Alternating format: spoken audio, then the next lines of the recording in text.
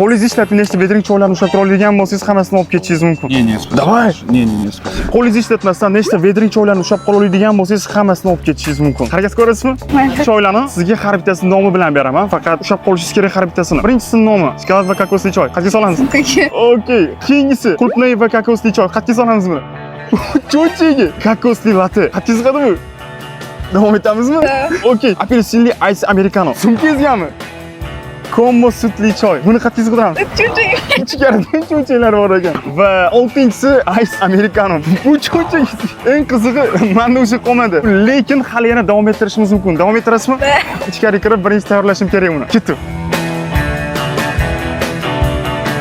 Bo'yi qolmaganini yana 5 taga qo'shdik. Bu 5 tani ham ko'tarib tura olasizmi? Bilmadim. Eslatib o'taman, agar bitta bo'lsa ham vedring choyni tushira oladigan bo'lsangiz, hamma vedring choylardan ayrilishingiz mumkin. Qo'rqmaysizmi? Yo'q. Davom etamiz unaqada. Okey, 7-inchisi. Okey, 8-inchisini berishimdan oldin bitta gap aytib o'tishim kerak. O'zi vedring haqida xabaringiz bormi? Ne? Vedring bu soha bo'yicha 20 yildan beri ish tajribasini olib boradi.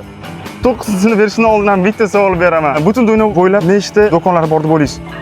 Butun dunyo bo'ylab 3000 dan oshiq do'konlari bor. Bu ham sizga. Nechinchisi bu? 9 bu. Qatga sig'diramiz uni? Yotqizib qo'ydingiz. Yaxshi. Buni berishdan oldin bitta savol beraman. O'zbekistonda nechta filiali bor deb o'ylaysiz? 18 ta. 15 ta filiali bor O'zbekistonda. Nihoyat 11-inchisi. Qatga sig'dira olamiz? Qo'lim tushgan. Da.